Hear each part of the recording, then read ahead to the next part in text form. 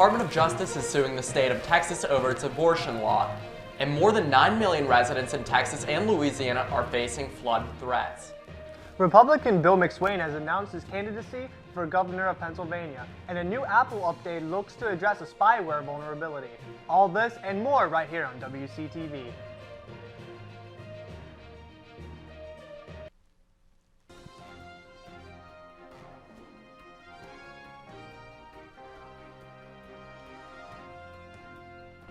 Hello and welcome into Channel 14 News. I'm Riley Holsinger. And I'm Darrion Allensworth.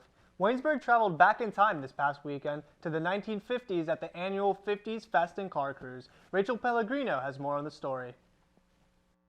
Downtown Waynesburg was revving with excitement Saturday afternoon. From classical vehicles to classical tunes, High Street was filled with all things 50s at Greene County's annual 50s Fest and Car Cruise. Everybody loves it, and it's a great time for everybody to just get out and enjoy themselves. With almost 160 cars registered this year, the event is one of the most popular car cruises in southwestern Pennsylvania. We have people that travel hundreds of miles to come here, and they start asking us about it as soon as it's over. They're asking, when's the next one? Are you going to do the next one? Are you ready? What brings people back year after year isn't just a lot of nice looking cars. It's the camaraderie. The show, the people, everything's great. It's a beautiful town. Everybody's so friendly and nice. As for next year, car owners are already revving their engines. Nine said he'll be attending every time I can. Reporting for WCTV in Greene County, I'm Rachel Pellegrino. Rain Day is a well-known tradition in the borough of Waynesburg, Pennsylvania, but this year the yearly event took place at 2 different times. Micah Leith has more on the story. On September 10th, the Waynesburg Borough Special Events Commission held a Rain Day concert in West Park. Due to severe weather during the main Rain Day Festival on July 29th, some of the festivities were cut short, and the Rain Day concert was a way for the borough to complete some of the activities. The main attraction for the concert was Quick Exit, a band performing 70s, 80s, and 90s rock, and audience members were excited to have a chance to hear them perform. I follow that band everywhere they go. So we actually we followed them and gone to a couple of their concerts, so kind of excited that they were able to redo their show. In addition to live music, the concert hosted vendors from around the area. According to event organizers, there were 9 craft and 4 food vendors. One of the vendors, Kelly Mackey, sold essential oils and her carpenter bracelets. According to her, these events are critical to her business. This is the heart of my business because this is all that I do. And so having these opportunities is what gets me out there, and I love being in contact with people. So I'm not a Zoom person. I'd rather be like this. Engaging with the community was also important for people in the audience. For Waynesburg resident Josh Sumter, just having the chance to gather with others was important.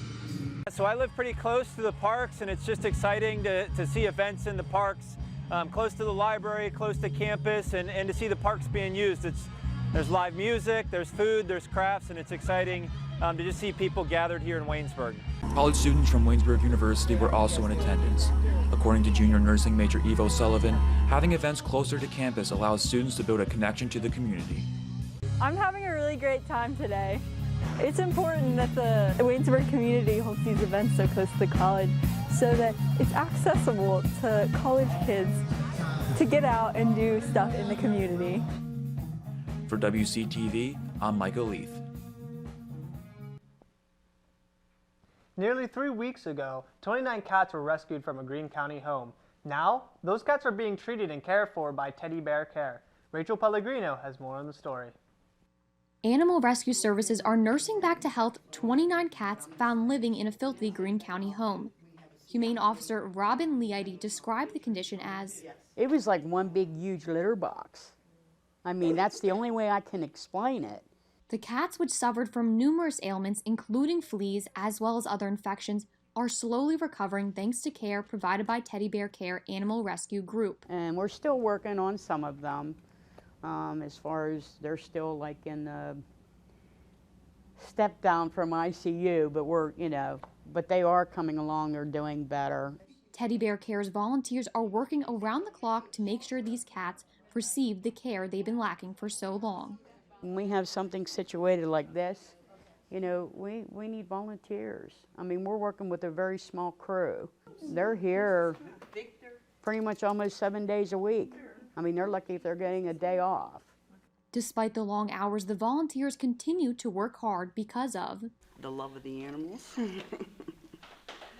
Well, they have unconditional love, so no matter what background or what you do, as long as you show up and show them love, they love you back. Once the cats are healthy, they will be in need of a new home. As for the homeowner, Leith said it's a classic hoarding case, and she'll be filing charges.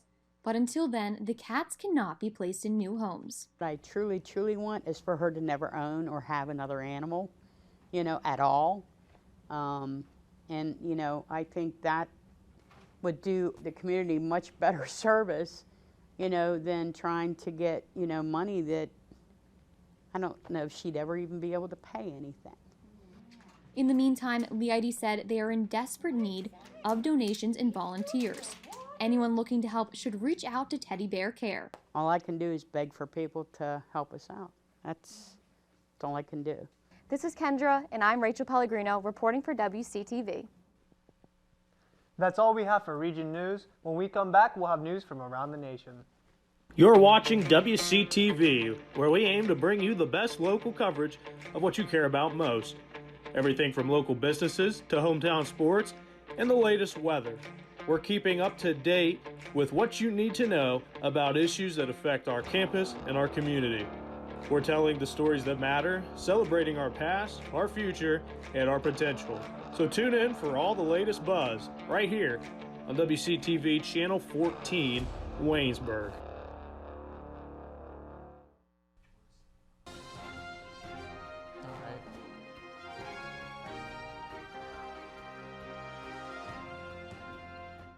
The Department of Justice is suing the state of Texas over the most restrictive abortion law in the country. Attorney General Merrick Garland says the law, which bans abortions after 6 weeks and before many women know that they are pregnant, is clearly unconstitutional. CNN's Diane Gallagher reports. Good afternoon. The Department of Justice is suing the state of Texas over its new abortion law, alleging it violates the U.S. Constitution. The act is clearly unconstitutional under long-standing Supreme Court precedent. The Biden administration hoping the lawsuit will eventually lead to overturning the law that makes it illegal to have an abortion after 6 weeks, before many people even know they're pregnant, even in cases of rape and incest. The United States has the authority and the responsibility to ensure that no state can deprive individuals of their constitutional rights through a legislative scheme specifically designed to prevent the vindication of those rights. While the administration waits to see how the case plays out in the court system, on the ground in San Antonio, there's a growing sense of urgency.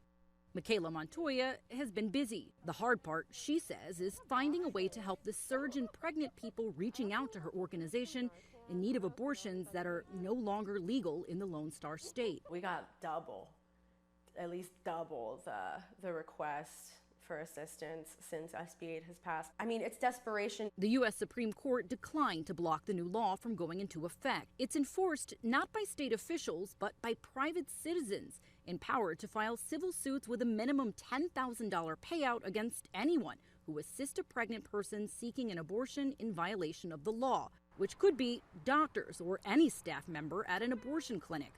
3 of the 4 abortion facilities in San Antonio have temporarily stopped providing the procedure for anyone. The final days of August were like nothing Planned Parenthood South Texas CEO Jeffrey Hans had ever seen.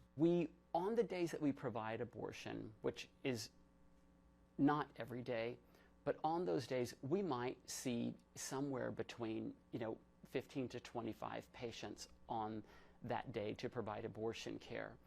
We had days where staff were working 12 and 13-hour days. We had days where we saw more than and provided abortion care to more than 100 people in one day. It's not just providers. Lawsuits could be filed against family, friends, drivers, even people like Montoya and Camilla Factory, who advocates for and assists sexual assault survivors. I'm afraid that organizers like me will be targeted for simply believing in the future.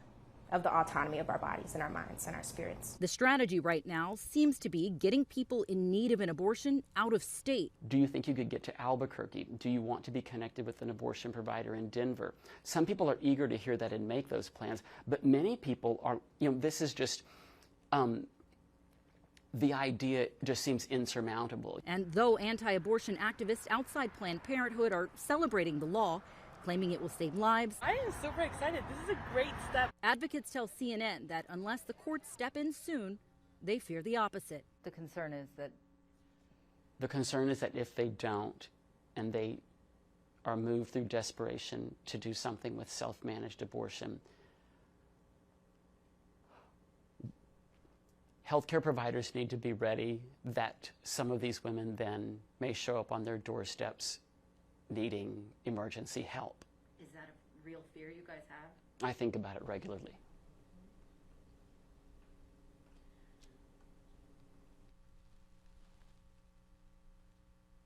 Garland on Monday had also pledged to protect abortion clinics in Texas by enforcing a federal law that prohibits making threats against patients seeking reproductive health services and obstructing clinical entrances.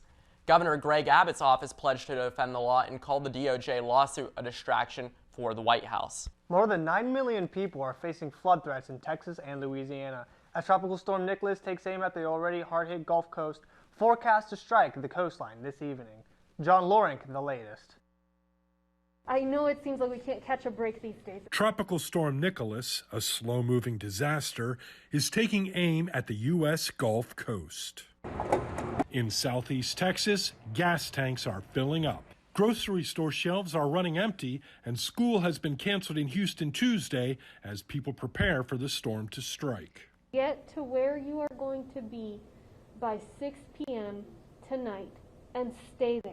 Your life is the most important thing that you have. Be cautious as you travel about the Houston area and the Harris County area for the next few days. Extreme rainfall, up to 20 inches in some spots, is forecast to saturate parts of Texas and Louisiana and could trigger life-threatening floods. We could have rain 2 to 3 inches an hour, which many of our bayous and channels are not able to withstand. That would certainly flood roadways, but if that pans out, it could be a threat to the channels, it could be a threat to some structures. In Louisiana, where the state is still recovering from a hard hit by Hurricane Ida, a state of emergency has been declared. As of right now, with this projected path, the right side, or typically the side where most of the rain falls, will be in Louisiana. I'm John Lawrence reporting. It's time to let your imagination run wild. September 14th is National Live Creative Day. Take extra time to experiment, discover, and dream. Unleash your inner child, create your masterpiece, or just get out of your same old routine. Rediscovering an old hobby can help get your creative juices flowing. If you don't think you have a creative bone in your body, don't bind yourself by the traditional constructs of creativity. Even looking at logical problems involving math or computer code in a different way can lead to unexpected results. Many of the world's greatest thinkers have also been some of the most creative. Give yourself permission to join them. There's another Republican candidate entering the race to be governor of Pennsylvania. Former U.S. Attorney Bill McSwain resigned from his position in January after holding that job for 3 years. He made that official announcement on Monday. As of today, I am a Republican candidate for governor. I am a fighter for conservative values that lift people up and enable our communities to thrive. As U.S. Attorney, I upheld the rule of law when other public officials in Philadelphia would not. Incumbent Democratic Governor Tom Wolf, who has led the Keystone State since 2015, is term limited. The Biden administration is beginning the clemency process for certain inmates released to home confinement due to the coronavirus pandemic. The process will start with a review of nonviolent drug offenders on CARES Act home confinement with 4 years or less to serve. A provision of the federal stimulus law signed by former President Donald Trump last year expanded the group of inmates eligible for early release. Over 7,500 inmates are on home confinement, according to the Bureau of Prisons website. the Biden administration is calling on those inmates to submit clemency applications to have their sentences commuted to time served. It's not clear how many of those inmates are non-violent drug offenders. Apple has issued an urgent iPhone software update to address critical spyware vulnerability. The urgent update released Monday plugs a hole in the iMessage software that allowed hackers to infiltrate a user's phone without the user clicking on any links, according to Citizen Lab Independent. Researchers say the vulnerability has been exploited by notorious surveillance software to spy on a Saudi activist. It's been in use since February and has been used to deploy Pegasus, a spyware made by the Israeli firm NSO Group. Officials say it's been used to spy on journalists and human rights advocates in multiple countries. The firm has said its software is only to sold vetted customers for counterterrorism and law enforcement purposes. However, researchers say that they have found multiple cases in which the spyware was deployed on dissidents or journalists. In 2019, research analysts say the spyware was used on the mobile phone of the wife of a slain Mexican journalist. In a lawsuit filed the same year, Facebook accused NSO Group of being complicit in a hack of 1,400 mobile devices using WhatsApp. The NSO Group disputed the allegations at the time. More than 10,000 Transportation Security Administration workers have now tested positive for COVID-19 since the beginning of the pandemic. The TSA released the numbers Monday, which indicate that more than 4 in every 5 employees who tested positive worked at airport security checkpoints. Of the 65% of workers who responded to an agency-wide survey, 72% of them said that they are fully vaccinated. TSA also says that 26 workers have died after contracting the virus. The data on test results could change, however. Workers have until October 1st to respond to the survey. TSA has said not how it will handle workers who receive an exemption from the November 22nd deadline for all federal workers to get vaccinated. On Friday, Governor Gavin Newsom cast his vote in California's recall election. Governor Newsom early voted at the Secretary of State's office in Sacramento. Special election is September 14th. The push to recall Newsom is partly due to the backlash over his strict pandemic restrictions. His biggest opponent, conservative talk radio show host Larry Elder, has promised to do away with Newsom's mask and vaccine mandates. A majority of voters would have to support Newsom's recall in order for it to be successful. But if it does succeed, a replacement candidate could win with mere plurality. Californians are voting as we speak right now. Polls opened at 7 a.m. and will close at 8 p.m. tonight. That's all for national news. When we come back, we have Micah Leith with business and entertainment. But first, we have Jared Wiker outside with a brief weather update. Jared? I'm Jared Wiker. It's a beautiful day, sunny and 84 degrees here at Waynesburg University. Make sure you stay tuned and stick around for my 7-day weather forecast coming up soon on WCTV.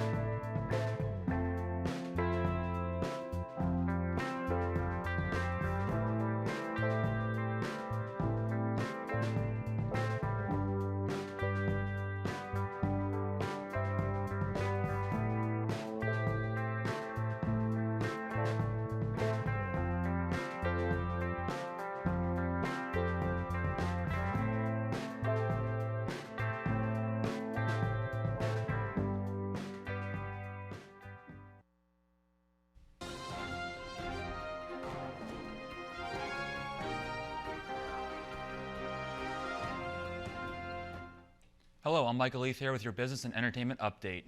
Disney is betting big on theaters. The company is once again giving theaters exclusivity to new film releases instead of debuting them on its streaming service. The decision is for all the movies coming out for the rest of the year. That includes Marvel's Eternals, a remake of West Side Story, and Encanto. Disney is still tracking releases to its streaming service, though. Movies will be on the big screen for 45 days before they hit Disney+. The exception is Encanto, which will see a theatrical release the day before Thanksgiving and then head to Disney Plus on Christmas Eve. The move shows Disney is optimistic about movie theater audiences returning after Marvel's Shang-Chi broke Labor Day box office records. The company is still battling a lawsuit from Black Widow star Scarlett Johansson, who says debuting her film in theaters and Disney Plus simultaneously robbed her of a portion of her salary contracted to be based off box office receipts.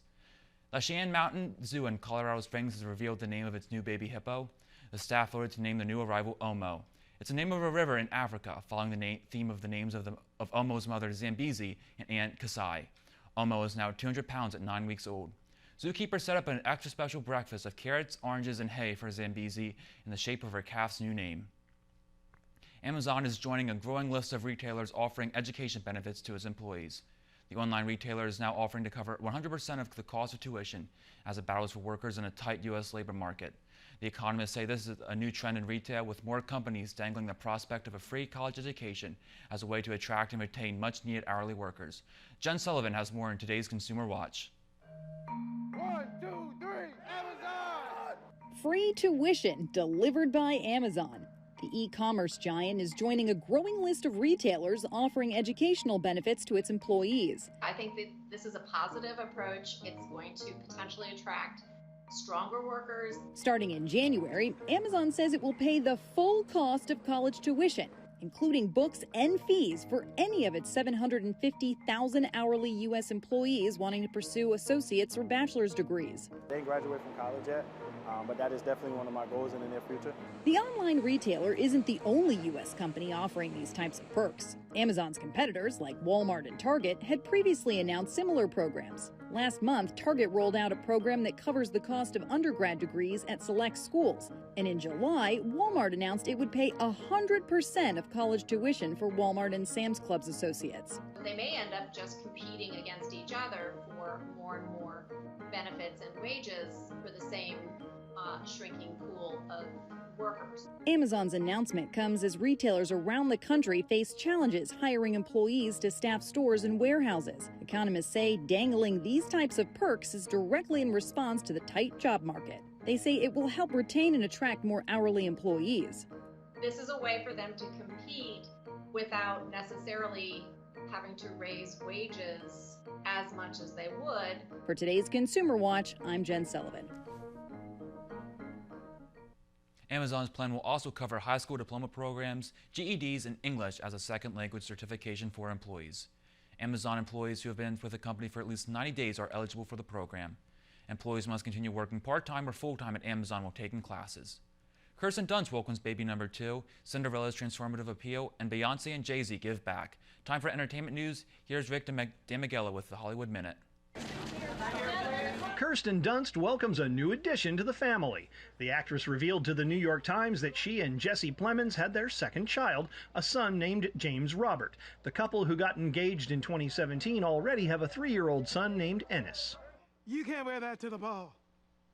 I know.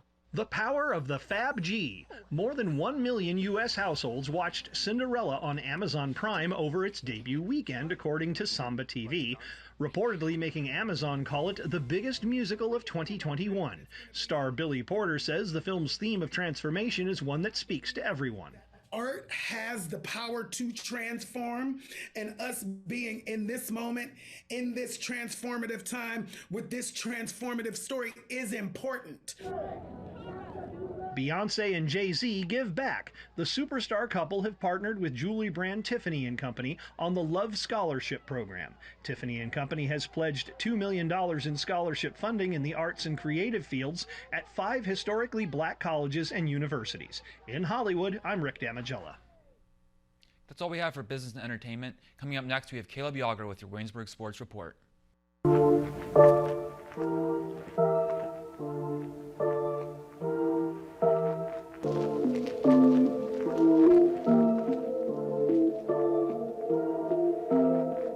Zuzik into the end zone, almost untouched. The middle, back out to Delaney, 3-ball. How about, yes. Cuts up inside, into the end zone. Touchdown, Trenton Carter.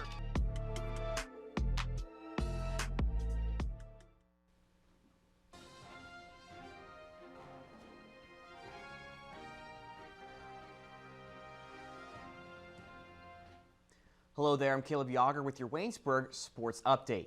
The men's and women's cross-country teams ran to the PAC preview this past Friday the 10th. On the men's side, the team saw a third-place finish, and speaking of third, sophomore Andrew Casper placed third overall with a time of 28:55, still in the top 10. It was junior Jack Coakley that took the 8th overall spot at a time of 29:49.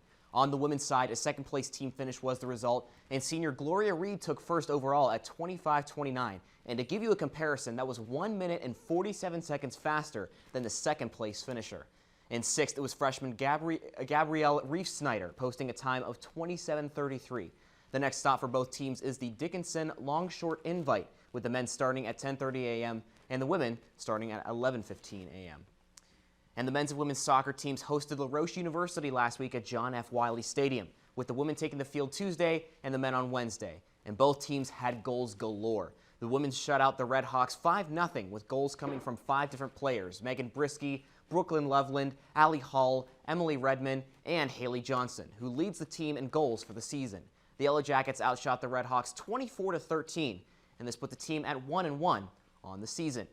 And although the men did not shut out La Roche, an 8-2 blowout was sufficient for Waynesburg to win with ease. Daniel Hott, Samuel Hawkins, and Logan Gonzalez all scored twice in the match, and contributions from Sean Ormsby and Logan Karate added to the goal total as well. Goalkeepers Michael Francis and Zach Burke both saw action, but a combined 2 saves that were all that were necessary to keep out the Red Hawks.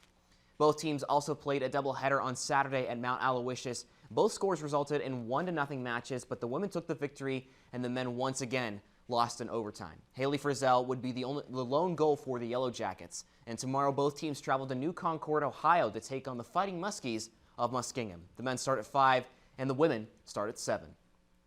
The Waynesburg University football team had a big day this past Saturday to open conference play, and I was there for the game. Let's take a look and see what happened. On the 20th anniversary of 9/11, the Waynesburg University football team faced off against the Case Western Reserve Spartans in the 2021 home opener at John F. Wiley Stadium. It was a battle of quarterbacks, and the stat sheets were filled. Junior Tyler Raines threw for 345 yards for the Yellow Jackets, going 17 of 28 with 3 touchdowns with an interception-free game. On the other side of the ball, however, it was senior Drew Saxton that led the Spartans in dramatic fashion. 23 of 34, 433 yards, 5 touchdowns, and no interceptions. We felt like we had it, in us to get it done today. Got away from us a little bit late. I thought we played them tough, and I thought we were capable.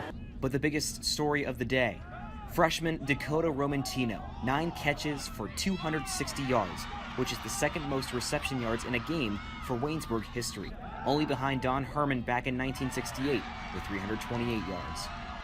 I'm blessed. I think it'd be better if we got the win, but I'm happy. Thankful for my teammates and all that.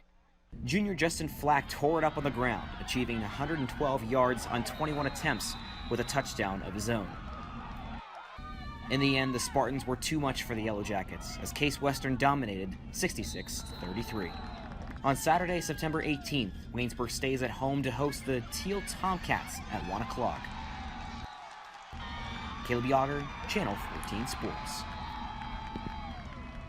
4-3 is the record for the women's volleyball team, already doubling their win total from the shortened spring season last semester. And this past Saturday, a doubleheader in McKeesport yielded 2 3-0 victories for the Yellow Jackets, facing Pitt Greensburg and Penn State Greater Allegheny. Michaela Osborne led the way in the Penn State Greater Allegheny game with 8 kills. To open up conference play, the Jackets return to the Rudy Marisa Fieldhouse tomorrow night to host the Washington and Jefferson Presidents at 7 p.m. The men's tennis team split 1 match apiece on Saturday in Latrobe with a 6-3 loss to St. Vincent and a 5-4 win over Penn State Altoona. Tonight they have a match in Beaver Falls as they face the Geneva Golden Tornadoes. For the women's team, no Yellow Jacket has won an individual match yet, as they've been swept 9-0 against Geneva and W&J. Right now the team is playing in a match against Muskingum. And the men's and women's golf teams took the course at the Grove City Invitational this past Thursday. The men finished 13 out of 18 teams, while the women finished 10th out of 10 teams. Both teams have resumed action today at the Geneva Duel match at the Greene County Country Club. I'm Caleb Yauger, and this has been your Channel 14 Sports Update. But don't go anywhere, though. Jared Wiker's going to give you your extended weather forecast when we return.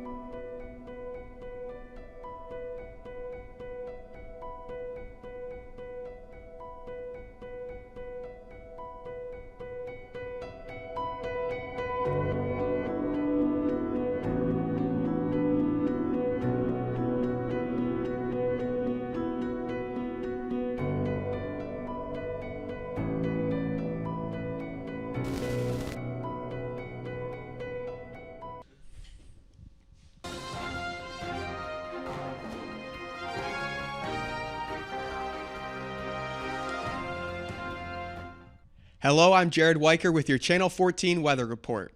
We had partly cloudy skies with 85 as today's high. Tonight will cool off with clear to partly cloudy skies with 63 degrees as tonight's low. Thunderstorms are likely tomorrow with a 90% chance, and severe storms are possible. Tomorrow's high will be 77 degrees with thunderstorms tomorrow evening with some clouds overnight and a low of 65. The skies will clear up starting Thursday with partly cloudy skies and a high of 79 degrees and clear skies with light wind and a low of 62. Friday will warm up to a high of 83 degrees and some clouds with a slight chance of a shower. Friday night will be very humid at 93 degrees and partly cloudy with a low of 61 for some high school football. Heading into the weekend, highs in the 80s will continue with some clouds. Saturday will be partly cloudy and have a high of 81 with a possible stray shower.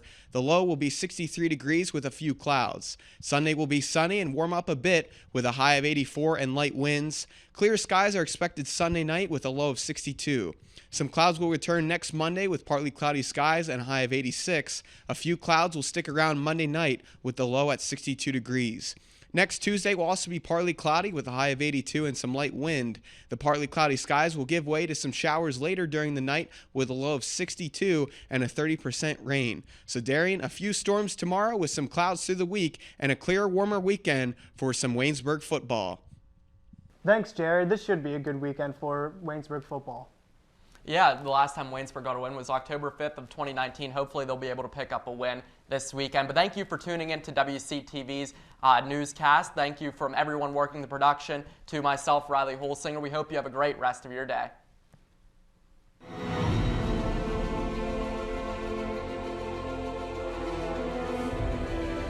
This has been a production of Waynesburg Community Television.